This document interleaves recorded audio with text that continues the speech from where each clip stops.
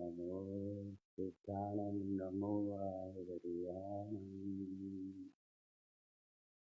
नमो वज्रायणं नमो लोकसायनं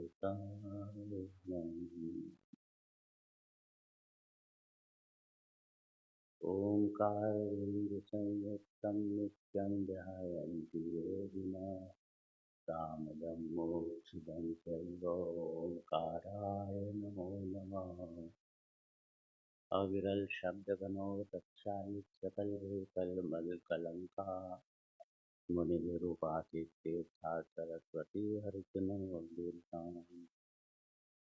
अज्ञान तिमिरान्धानां ज्ञानाञ्जनशलाकया चक्षुरुन्मिलितं येन तस्मै श्रीगुरवे नमः। श्री परम गुरु नमः। परम्पराचार्य गुरु नमः। नमः समयसाराय स्वानुभूत्यासकाशिते चित्स्वभावाय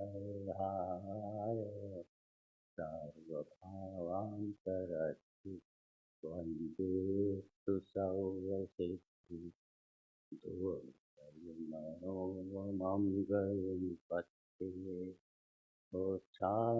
समय नमोऽस्तु देवैन्दम्।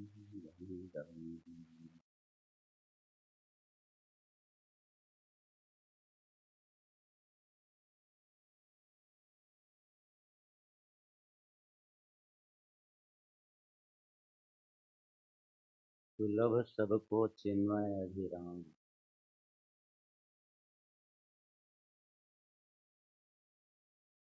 आदरणीय बाबूजी ने कहा है, जो चेतन के भीतर झांका उसने जीवन देखा। जो चेतन के भीतर झांका उसने जीवन देखा। अरे बाकी ने तो खींची रे परितप्त तटों पर रेखा, परितप्त तटों पर रेखा। हम जीवन देखना चाह रहे हैं, वह जीवन कहाँ दिखाई देगा? वो चेतन में जीवन दिखाई देगा, बाहर कहीं जीवन है नहीं। देखो, राजा के घर जाओगे तो वहाँ धन मिलेगा। जिनेंद्र भगवान के पास जाओगे समो शरण में तो दिव्य धनी मिलेगी। आदरणीय बाबूजी युगल जी के बताए पथ पर गमन करोगे तो तत्व ज्ञान मिलेगा। लेकिन जब स्वयं अपने भगवान अपने वस्तु के अंदर स्वद्रव्य के अंदर जब झांकोगे तो भगवान है।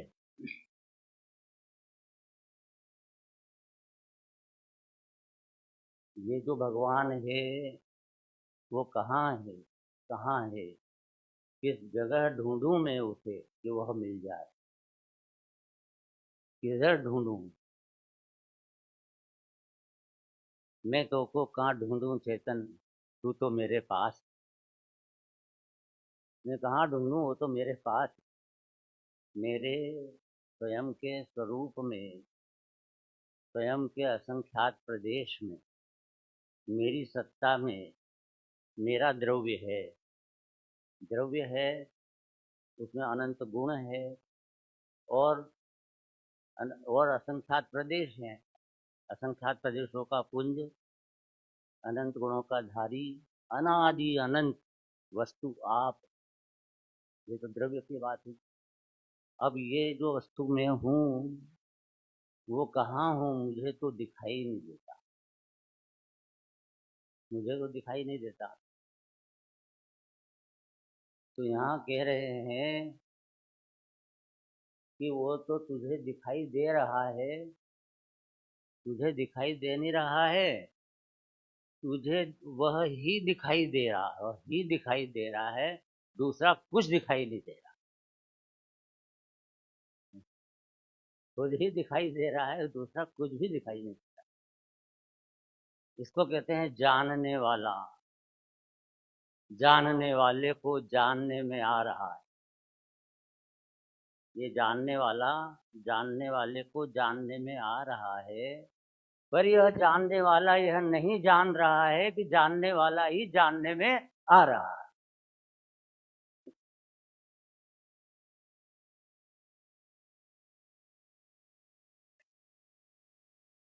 तो यहाँ जो द्रव्य है, भगवान आत्मा, वह कहाँ है, उसी की बात है ये कि सुलभ सबको चिन्मय अभिराम। ये सुलभ में, सुलभ का अर्थ होता है कि सरलता से उपलब्ध हो जाए। सुलभ शब्द का क्या अर्थ हुआ? सरलता से उपलब्ध हो जाए। उपलब्धि भी लगाना है साथ। सहज, तो वह सहज उपलब्ध हो जाए। तो कहा कि ये जो जो ये भगवान आत्मा है वो सबको सुलभ है। सुलभ है मतलब सहजता से, सरलता से उपलब्ध हो जाता है। किसको उपलब्ध हो जाता है? कि सबको। सुलभता से उपलब्ध हो जाता है का अर्थ ये है कि कठिन नहीं है। वो कठिन नहीं है कि अरे ये तो कहीं छिपा हुआ है, भगवान आत्मा कहाँ मिलेगा है। बड़े बड़े त्यागी तपस्वियों की बात है, वो तो उनको मिलता है, बड़े बड़े विद्वान हो जाते हैं उनको मिलता है। नहीं, नहीं मिलता। सबको सुलभ। जिसने कभी कभी भी इसने अपनी आत्मा को न देखा हो, ऐसे जीव को भी आत्मा सुलभ है, अर्थात उसे दिख जाए। वो ऐसा सोचे कि मैं तो बिल्कुल छोटा हूँ, अजना हूँ, दीनहीन हूँ, मेरे में तो बहुत राग द्वेष है, मिथ्यात्व है, मैं, मेरे को तो बहुत कठिन काम है, मैंने कभी जिनवाणी सुनी नहीं, ज़्यादा कुछ इसका कुछ पता भी नहीं है। घबराए मत। ये बड़े बड़े जो हैं वो रह जाते हैं बड़े, और ये छोटे छोटे आगे बढ़ जाते। छोटे कौन? छोटा कोई है ही नहीं। सुलभ सबको चिन्मय अभिराम। जो समझेगा उसको मिलेगा। जे समझे ते थाय। जिसको प्राप्त, जो समझता है उसे वो जरूर प्राप्त हो जाता है। इसलिए सुलभ कहा। ये यह तो यह तो सुलभ की बात हुई। सुलभ कहा। एक बात और इसमें साथ में कि वो कठिन मानता हूँ मैं, और मैं कठिन नहीं कह रहा हूँ, आचार्य कठिन कह रहे हैं। अरे आचार्य कहाँ कठिन कह रहे हैं? यहाँ कठिन कह रहे हैं ना। चौथी गाथा में कठिन बताया उसको कि काम भोग बंधन की कथा अनंत बार सुनी, परिचय किया, अनुभव किया, इसलिए सुलभ है। वो सुलभ बता रहे हैं हम। काम भोग बंधन की कथा सुलभ बता रहे हैं। तो पर से विभक्त स्व से एकत्व ऐसे निज आत्मा की बात दुर्लभ है, ऐसा बताया है। यहाँ पे सुलभ, बाबू जी ने लिख दिया कि सुलभ चिन्मय अभिराम। ये सुलभ शब्द कहाँ से लाए?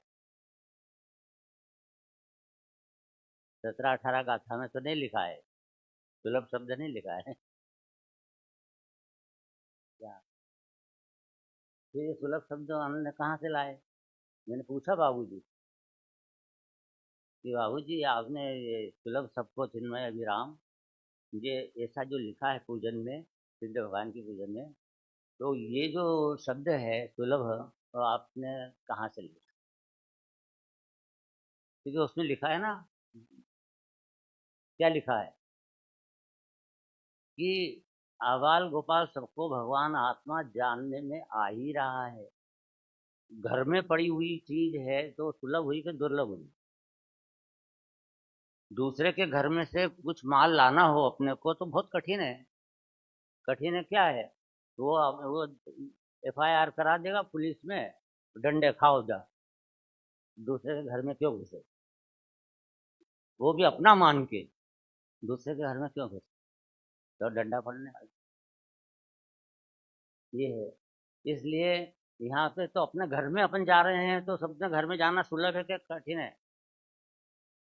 अपने घर में तो सीधे चले जाओ, सुलभ। तो यहाँ अपने भगवान आत्मा में जाना सुलभ ही हुआ कि नहीं हुआ? क्योंकि उन्होंने फिर बाबूजी ने कहा कि और एक जगह बताता हूँ मैं कि सुलभ कहाँ लिखा है। वो लिखा है 38 नंबर की गाथा कि मुट्ठी में रखा हुआ सोना जो भूल गया था, उसे प्राप्त करके देखे, इस न्याय से अपने भगवान आत्मा को भूल गया था, उसे देखे। तो मुट्ठी में रखा हुआ सोना मिलना कठिन है कि दुर्लभ है? सुलभ है कि दुर्लभ है? ये हाथ खुला, हाथ खोलने से नहीं, स्मरण में आ जाए बस। इतने ऐसा काम, इतना सा तो काम करना पड़ेगा, याद आ जाएगा। पर याद आने से मिल जाए तो इससे ज्यादा सुलभ और क्या बात हो सकती है? देखो, सोना कमाने के, सोना बनाने के 3 न्याय हैं। उसमें से सबसे सरल न्याय क्या है बताना? नंबर 1, गणतंत्र। नंबर 1, कि सोना बनाने की आपको विधि याद हो तो आप सोना बना लो। विधि विधि का इकट्ठा विधि बनाओ, उसके साथ उस विधि के सामग्री एकत्रित करो और फिर सोना बना लो। अरे साहब बहुत कठिन है, तो कहाँ कहाँ विधि मिलेगी और कहाँ क्या करें? हम तो कह रहे हैं कि या दूसरा ये कि वो जो सोना है, आप पैसा कमा लो और उस पैसे से खरीद लाओ। अरे वो पैसा कमाना पड़ेगा, इसलिए पैसे कहाँ से लाएं? जो है उसके लिए फैक्ट्री चलाओ, माल लाओ, देखो तो बहुत जिंदगी जो खत्म हो जाएगी। कठिन है। अच्छा, तो एक और बात है कि सोना तो तुम्हारे घर में नीचे गड़ा हुआ पड़ा है, पिताजी रख गए हैं, वो अंदर गड़ा हुआ है।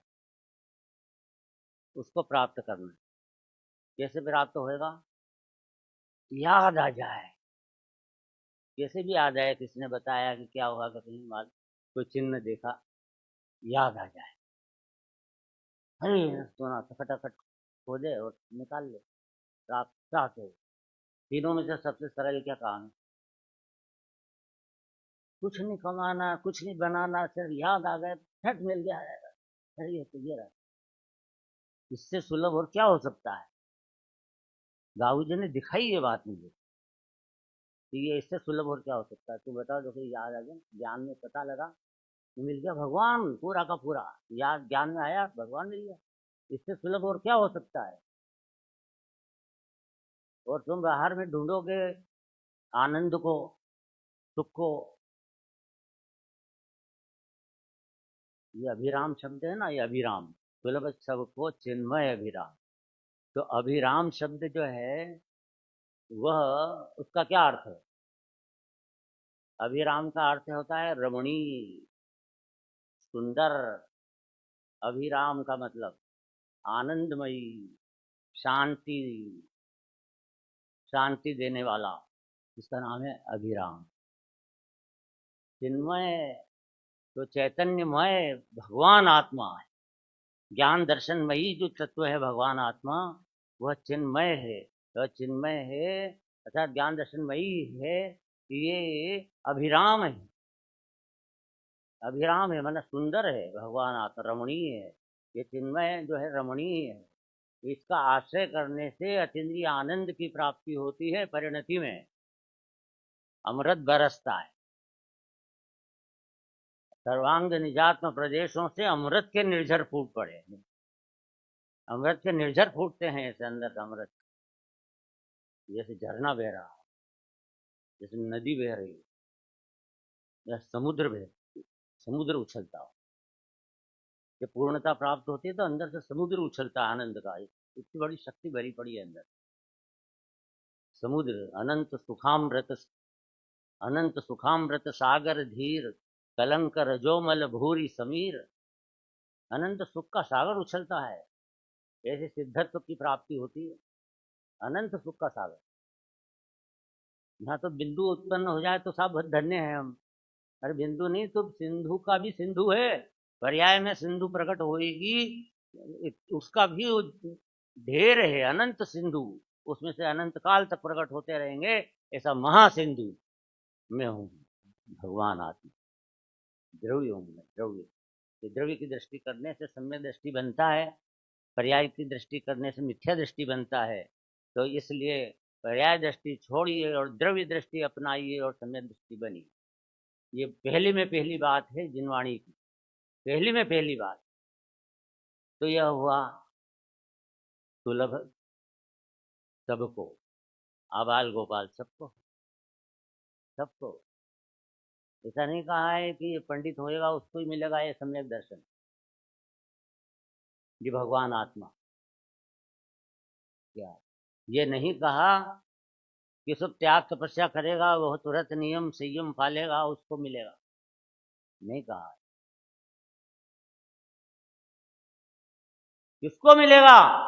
अरे जो भेद ज्ञान करेगा उसको मिलेगा, जो द्रव्य पे दृष्टि देगा उसको मिलेगा, जो इधर देखेगा उसको दिख जाएगा। कितना सरल। किसको मिलेगा? कि तू इधर देखेगा तो इधर वाली चीज मिलेगी। तो ज्ञायक की तरफ स्व प्रकाशक में, ज्ञान में स्व प्रकाशक में अपना द्रव्य देखेगा, द्रव्य मिल जाएगा। भगवान आत्मा तो विराजमान है, तो अभी देख, अभी मिलेगा, इसी क्षण। और इसी क्षण ही देखना चाहिए कि अगले क्षण देखूंगा। पता क्या है कि अगले क्षण ये सांस रहेगी कि नहीं रहेगी, आयु रहेगी कि नहीं रहेगी, अपन अपने घर भी पहुंच पाएंगे कि नहीं पहुंच पाएंगे। बोलो, पहुंच पाएंगे कि नहीं पहुंच पाएंगे अपने घर पे? अरे भैया वो घर है ही नहीं, हम तो कभी पहुंचे ही नहीं। अरे पहुंचे क्या, पर घर में ही पहुंचे अनादिकाल से, स्व घर में तो पहुंचे ही नहीं। पर घर फिरत बहुत दिन बीते, नाम अनेक धराए, हम तो कब न निज घर आए। अपने घर में अनंत काल में नहीं आया है, आज अभी अवसर आया है, आज देख ले तभी मिले।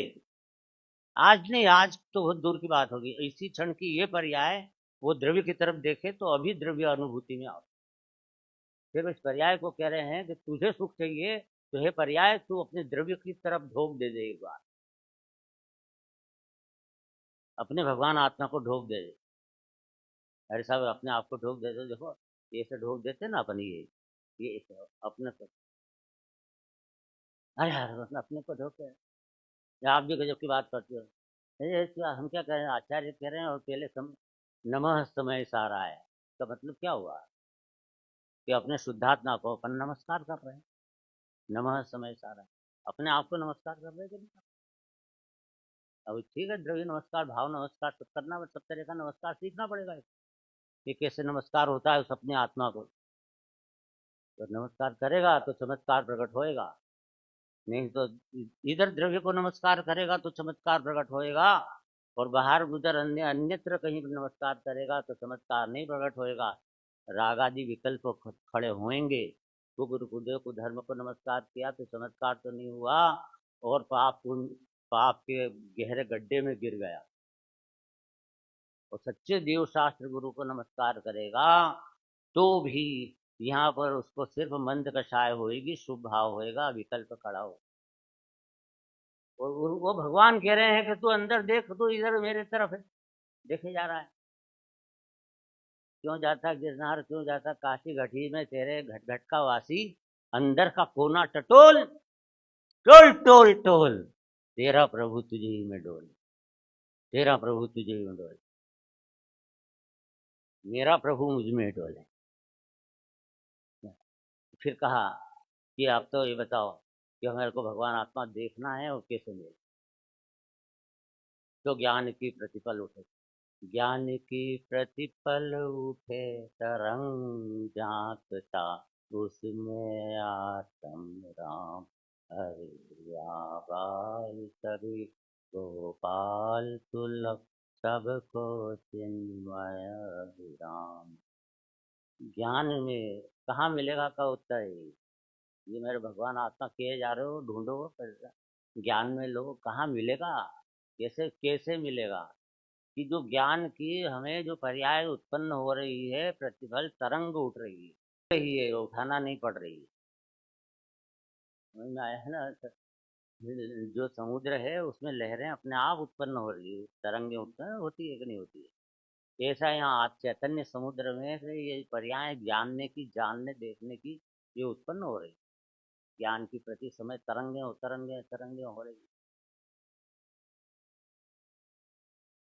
और अपने आप हो रही है। ऐसा नहीं है कि मैं यहाँ पे इस कार्यक्रम में आया हूँ बाबूजी के यह शताब्दी महोत्सव में, और इसके अंदर आने से मुझे तत्व ज्ञान हो रहा है, ये ज्ञान इस प्रकार प्रकट हो रहा है। गलत। ये ज्ञान की जो जानने रूप पर्याय उत्पन्न हो रही है सबकी, जैसी जैसी होने वाली है। किसी को नाश्ता पानी दिख रहा है, किसी को मोबाइल दिख रहा है, किसी को जिनवाणी के तत्व ज्ञान का ज्ञाकार बन रहा है। यह सब जानने की पर्याय उसकी क्रमशः क्रमबद्ध अपने स्वरूप में से उत्पन्न हो रही है, बाहर से नहीं आ। ये से ज्ञान नहीं होता है, ज्ञान स्वयं स्वभाव में से अंदर से आता है। इसलिए अब ये जो जानना मेरा हो रहा है, जानना हो रहा है, ये आंखें बंद कर लो, देख लो, आपको जानना हो रहा है। तो ये मुझे जिस सभा का ज्ञाकार हो रहा है मेरे ज्ञान में, झलक रहा है कि रजनी भरी देते हैं, जैसे ज्ञाकार बन रहा है। तो ये जो बन रहा है अंदर बन रहा है ना, मुझे ये अपनी जो आत्मार्थी जीवों की, जो भव्य जीवों की जो सभा है वो दिख रही है। उधर देख रहा हूँ कि मेरे ज्ञान की पर्याय में ये आत्मार्थी जीवों की सभा ऐसी कैसी बनी हुई विराजमान है। ये सभा अंदर विराजमान दिख रहा हो। मेरे ज्ञान में जो तरंग उठ रही है, तरंग ज्ञान की, उसमें मुझे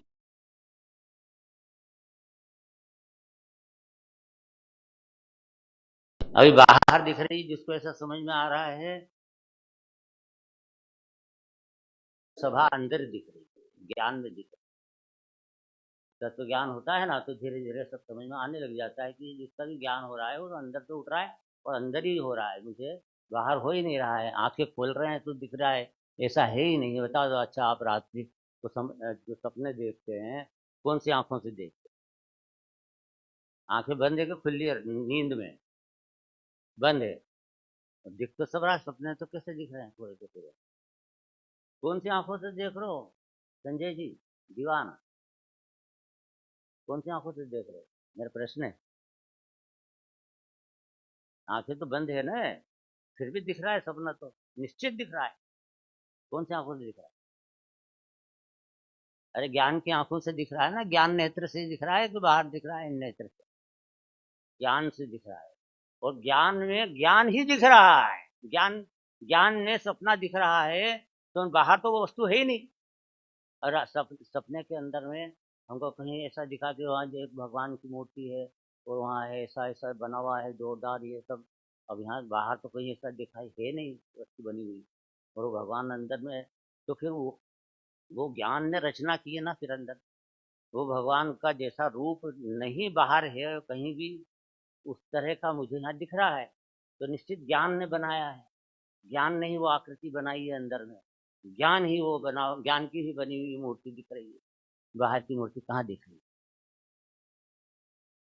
है? इसका नाम है जानने वाला जानने में आ रहा है। यही जो अंदर दिख रहा है। चलो ठीक है, अब अंदर दिख रहा है, ये सभा अंदर दिख रही है ज्ञान में। सही बात है, गलत बात?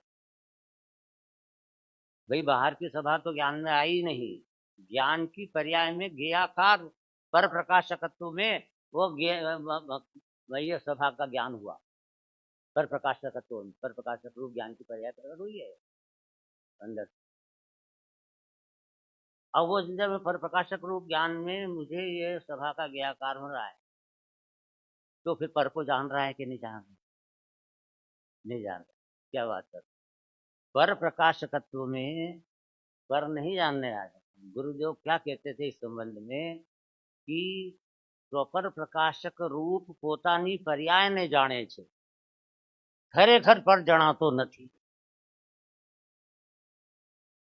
अपने ज्ञान की पर्याय में स्व पर प्रकाशक रूप ज्ञान जो अपनी पर्याय है ना, उसको देख रहा, अपनी पर्याय को देख रहा है ना। पर को कहाँ देख रहा है?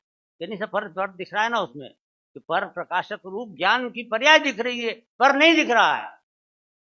नहीं आ रहा है इसको, क्या बात, क्या बात हो गई? तो समझने की चेष्टा ही नहीं करता, चेष्टा ही नहीं करता। निर्णय नहीं करता। वो महेंद्र भाई आए नहीं आए? महेंद्र भी बोरीवली वाले। हाँ ये तो कल खड़े होके यहाँ एकदम बच्चा, अरे निर्णय ही नहीं करता है। निर्णय तो कर, अरे सारी बातें चल रही है, ये निर्णय पे पूछता है नहीं। और क्योंकि 6 महीने के अंदर अंदर सम्यक दर्शन हो जाता है यदि इसका पुरुषार्थ करे तो, क्योंकि प्रमादी जीवों के लिए लिखा है। पुरुषार्थी जीव हुए तो अंतर्मुहूर्त में हो जाता है सम्यक दर्शन। ये प्रमादी जीव के लिए कि भाई धीरे धीरे उसका उपयोग आता है ये, लेकिन लगा हुआ है इसी काम में, तो 6 महीने इसी काम में लगना है। सिर्फ दुकानदारी नहीं, ये शेयर मार्केट नहीं, कुछ भी नहीं चलेगा। यहाँ पे सब छोड़ दो और अपना एक तत्व ज्ञान में विचार चिंतन मनन में रहो। भोजन करो तो उसको भी गेय बनाओ। भोजन करते समय अब तो अच्छा भोजन तो करनी पड़ेगा। 6 महीने को अकेला आत्मा में तो रह नहीं सकते, भोजन भी करना पड़ेगा, नींद भी आएगी, सब बच्चे से बात भी करना पड़ेगी, कुछ तो होएगा। अरे सभी अपने ज्ञान की पर्याय को जानते हैं। भाई प्रभु तू कब समझेगा यार कि ये गेय के अंदर जाके अपने माता पिता से बात कर रहे हैं, अपन के रोटी खा रहे हैं। हम रोटी नहीं खा रहे हैं, हम खाता नहीं है, हम ज्ञाता है। हम नहाता नहीं है, हम ज्ञाता है।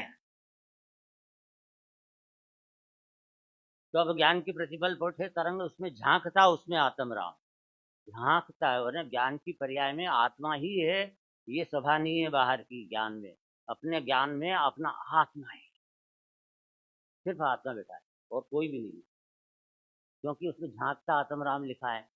तो ये ज्ञान की पर्याय तो अपनी है, ये तो समझ में आ गई बात। और पर्याय में कौन है? जो भगवान आत्मा, ये सिखा रहे। तो पर्याय में कौन है? उसका नाम है भगवान। क्या द्रव्य उसकी पर्याय में कौन है? कि द्रव्य सब में जीव की पुद्गल की हर पर्याय में उसका द्रव्य होता है, उसका अलावा पर द्रव्य होता ही नहीं, पर द्रव्य नहीं होता। तो पर्याय में द्रव्य कैसे है? 2 कारणों से। ऐसे तीन तीन पॉइंट हैं। अपनी पर्याय में अपना भगवान जानने में आ रहा है। ज्ञान की प्रतिपल उठे तरंग झांकता उसमें आता। अरे आबाल को सभी गोपाल सुलभ सबको चिन्मय अभिराम, क्योंकि वो चिन्मय अभिराम यह बैठा है ज्ञान की पर्याय में, आपको जानने में आ रहा। कैसे जानने में आ रहा है? उसके 3 पॉइंट। जानने में बैठा है हो, द्रव्य पर्याय में आके द्रव्य पर्याय बन गया ऐसा नहीं कह रहे हैं। पर्याय पर्याय रहेगी, ध्रुव ध्रुव रहेगा। अगर द्रव्य पर्याय में आ जाए, अनुभूति में भगवान आत्मा आ गया। अरे अनुभूति तो पर्याय है, और उस पर्याय में भगवान आत्मा यदि आ जाए तो पर्याय तो नाश होती है एक समय में। तो भगवान आत्मा तो उसमें आके बैठा था तो तत्काल ही वो भी नष्ट हो जाएगा। पर्याय नष्ट होती है और पर्याय में भगवान आत्मा भी आके बैठ गया, तो पर्याय नष्ट हुई तो भगवान आत्मा भी नष्ट हो जाएगा कि नहीं हो जाएगा? लेकिन पर्याय नष्ट हो जाती है और भगवान आत्मा बच जाता है, बैठा का बैठा रहता है। इसका मतलब कि पर्याय से भिन्न है और त्रिकाली ध्रुव है, उसमें कुछ आता नहीं है, जाता नहीं, और वो किसी में जाता नहीं है और उसमें कोई आता नहीं। तो 3 पॉइंट बताना है क्या? ज्ञान की पर्याय में ज्ञान में आत्मा जानने में आ जाता है। नंबर 1 स्वपर प्रकाशक स्वभाव होने से। नंबर 2 व्याप्य व्यापक होने। नंबर 3 न्याय। तीनों बात बता देते हैं। नंबर 1 स्वपर प्रकाशक स्वभाव। ज्ञान की पर्याय में कोई ऐसा समय नहीं होता कि जब उसमें स्व जान के तब भी क्या उसको पर्दा नहीं दिख रहा उसकी आंखों, आंख के सामने ही वो पर्दा है ना, तो पर्दा है कि नहीं है? मोबाइल की स्क्रीन उसके ज्ञान में है कि नहीं है? दिख रही कि नहीं दिख रही? दिखने पर भी नहीं देख रहा है, ये वाली बात अलग है, लेकिन दिख तो रही। ज्ञान की पर्याय में वो जो चित्र दिख रहे हैं गेयाकार, ये चित्र है, और उसकी जो स्क्रीन है वो ज्ञान है। ज्ञान नहीं है, वो भगवान आत्मा है पूरा का पूरा, वो स्क्रीन है उसकी। तो भगवान आत्मा के ऊपर ही वो गेयाकार बन रहे हैं, चित्र बन रहे हैं ये। ये सब दिख रहा है, आकृतियां दिख रही है। ये उल्लास भाई आ गए, ये जो है हर्षवर्धन जी, ये आकार बन तो किस पे बनता है? स्क्रीन पे, ज्ञान की स्क्रीन पे। स्क्रीन क्या है? कौन है स्क्रीन? ज्ञान नहीं, भगवान आत्मा, पूरा का पूरा द्रव्य का द्रव्य बैठा है स्क्रीन पे। वो उसके ऊपर वो जो चित्र बन रहा है ज्ञाकार, उसको देखने में, और वो भी पर को देख रहा हूं, इस प्रकार से देखने में इतना तन्मय होता है कि उसे स्क्रीन जो है वो दिखते हुए भी वो दिख ही नहीं रही है, ऐसा समझ में आता है। ज्ञान की पर्याय जो बनी हुई है वो स्वयं उसमें वह द्रव्य जानने में आ रहा है। आकार बना हुआ है, वो आकार ज्ञान है, और ज्ञान है वो आत्मा ही है, और इसलिए आत्मा ही दिख रहा है। ये अपना आत्मा ही दिख रहा है। बहुत ही साइंस है ये, बड़ा साइंस है ये। जो तत्व का जो ज्ञान है, प्रमाण ज्ञान, वो प्रमाण ज्ञान तो है विज्ञान, साइंस। ये उपयोग को घुमाया गायक की तरफ, ये आर्ट है, समझ आया? ये नए है, वो नए ज्ञान कला है, और प्रमाण ज्ञान साइंस है। इसलिए ये विज्ञान और कला, इन दोनों से अपनी वस्तु का निश्चय करते हुए, विज्ञान से निश्चय करो और कला से घूम जाओ अपने उपयोग को। कला याद हो जाती है ना, तो ज्ञान को ज्ञेय का आकार से गौण करना याद हो जाता है, और अखंड ज्ञान का पिंड भगवान आत्मा जानने में आने लग जाता है। इस कला से काम करना पड़ेगा। कला कला अब चीज देखो, भोजन बनाने की कला यदि याद नहीं हो, तो भोजन की सामग्री तो सब घर में पड़ी हुई है, वो सब है, तो वो बनाती है और वो बनाती है, दोनों में कितना अंतर है। उससे बनता नहीं है, इससे बन जाता है। उससे क्या चीज बनाना चाहो क्या बन जाती है, इससे कैसे बनाना चाहो कैसे बन जाती है। तो ये सब जो है कला किसके हाथ में है, उससे वैसी बनती है। तो ये ज्ञान में कला लाना पड़ेगी ना, ये ज्ञाकार को गौण करने की, सामान्य ज्ञान को मुख्य करने की। ये कला आई कि वो द्रव्य भगवान आत्मा इसके ज्ञान में तत्काल झलकने लग जाता है। झलक क्या है? वो तो थाई से ही ज्ञान की पर्याय में प्रतिबल उठे तरंग झांक रहा है, उसमें तो आत्म राम बिल्कुल दिख रहा है, लेकिन ये देख नहीं रहा है। दिख रहा है फिर भी देख नहीं रहा है। ये क्या यहाँ पे घोटाला है, समझ में नहीं आता है।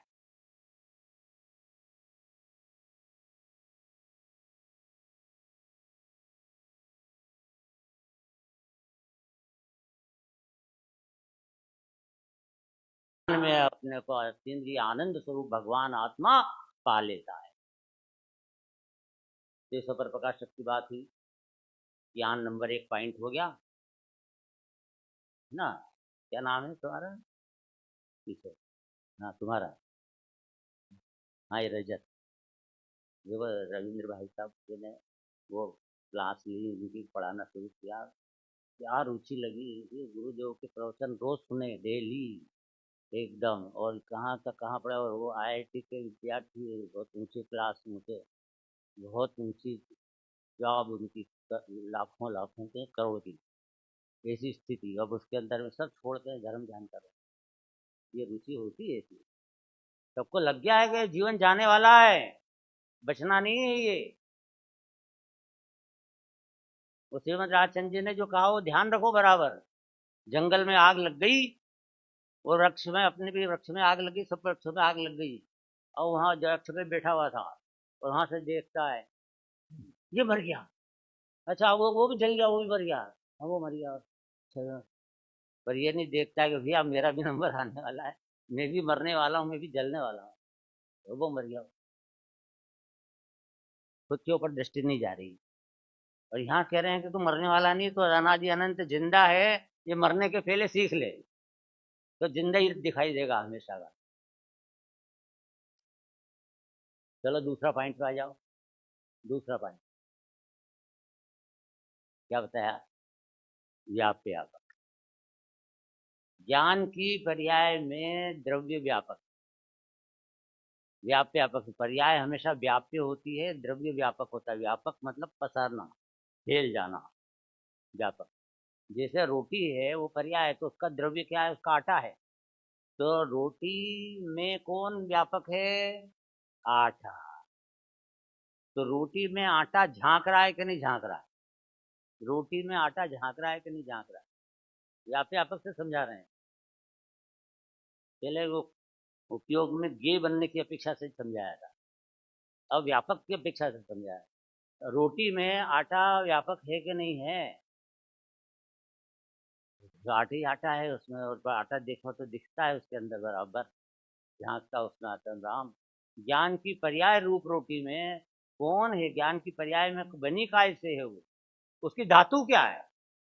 हर पर्याय जो बनती है उसकी धातु होती है, धातु बिना पर्याय बनती नहीं है। जैसे स्वर्ण की चेन बनी है तो चेन में सोना है कि नहीं है? स्वर्ण रूप धातु है कि नहीं है? बिना धातु के वो चेन बन गई क्या? लेकिन इसको अपनी चेन नहीं मिल रही है, बेचैन हो रहा है पूरी तरह से। क्यों? क्योंकि ये ज्ञान की जो चेन है अपनी जानने रूप पर्याय की, ये जो पर्याय उत्पन्न हुई है क्या बिना द्रव्य के, बिना उसके रॉ मटेरियल के वो बन गई क्या? तो उसके अंदर व्यापक कौन है? ये मकान बना तो ईंट चूना पत्थर है कि नहीं उसमें? पूरा मकान बना हुआ है बिना उसके ईंट चूना पत्थर के। ऐसा यहाँ पे भगवान आत्मा, ये जानने की जो पर्याय बनी हुई है, ये पर्याय है, ये रोटी है, ये आभूषण है। इसके अंदर जो व्यापक है वो उसका जो जो धातु है उसकी, वो तो द्रव्य है। तो बोलो वो उस अंगूठी में वो कौन झांक रहा है? सोना झांक रहा है कि नहीं? अंगूठी देखो तो सोना दिख रहा है कि नहीं? कि नहीं? ऐसा मेरे को सोना नहीं दिख रहा, अंगूठी तो देख रहा हूँ, सोना नहीं दिख रहा है। तो फिलहाल बिल्कुल ही बच्चा है, बालक बच्चा है, उसको समझ में नहीं आता है, उसने सोचा कि अंगूठी है, बस ये अंगूठी होती है, सोना होना क्या होता है। ऐसा ये इसमें ज्ञान के देखो, जिसको तत्व ज्ञान समझ में नहीं आया, वो वस्तु वो जानने में नहीं आया, वो अभिहल ज्ञान में जिसको ज्ञान नहीं हो रहा है, जो ज्ञान में कच्चे हैं, वे सब बच्चे हैं। जिसको ज्ञान में जो कच्चे हैं वे सब बच्चे हैं। मत समझो कि हम बड़े हो गए। इस शरीर के बड़ा हो जाने से कुछ नहीं होता है, उम्र से कुछ नहीं होता है। जीव को जानने में आते हैं ज्ञान में, तो उससे बड़ा बनता है। समझ आया? अब ये छोटा सा बच्चा है, खड़े हो जाओ। ये देखो एक बच्चा है, ये इसका ज्ञान कितना तेज है, मैं अभियाल बताऊँ, पूछूंगा नहीं इससे कुछ भी। बहुत समझदार बेजब का एक कोटा का ही बच्चा है। तो ये जो है सबके प्रवचन, अभी जितने भी कार्यक्रम हुए ना अपने यहाँ के, उसके सब कार्यक्रम में हर समय इसकी उपस्थिति रही है कि नहीं रही है, देखो आज इनाम मिले कि कौन सब हर कार्य में बहुत पूर्ण टाइम में कौन उपस्थित था, ये बच्चा है बोला। और उसका लिखता ही नहीं है, हर शब्द वो लिखता है, साथ में उसके पॉइंट बनाता है, नोट करता है। उससे आप कोई से तत्व की सूक्ष्म से सूक्ष्म चर्चा कर लो, वो बराबर उसका उसको आंसर देगा। वो इतना जबरदस्त है, मेरे इसको पढ़ परखा है। जब भी कोटा आता हूँ तो यहाँ प्रवचन होते हैं तो इसका वो तब भी देखता हूँ। 12 महीने का श्रोता है, ऐसा ही नहीं कि 12 महीने का श्रोता है। अभी हाल जाएगा वो वहाँ पे आश्रम में पढ़ने के लिए, इसको भर्ती कर दिया गया है इस साल से, एडमिशन हो गया है। अब संजय जी के हाथ में आएगा तो देखो इसका तो और उद्धार होएगा। चलो, बात इतनी कहना थी। व्यापक की बात भी समझ में आ गई होगी। तो हाँ, व्यापक का बहुत विस्तार करने के अभी मेरे अपने को टाइम भी नहीं है, ये हो चुका। अब इसके बाद में एक न्याय है, न्याय से न्याय ये है क्या? परीक्षा बुक का न्याय लगा दो। घट हम आत्मना वेदी, कर्मवत कर्त करण क्रिया प्रतीत।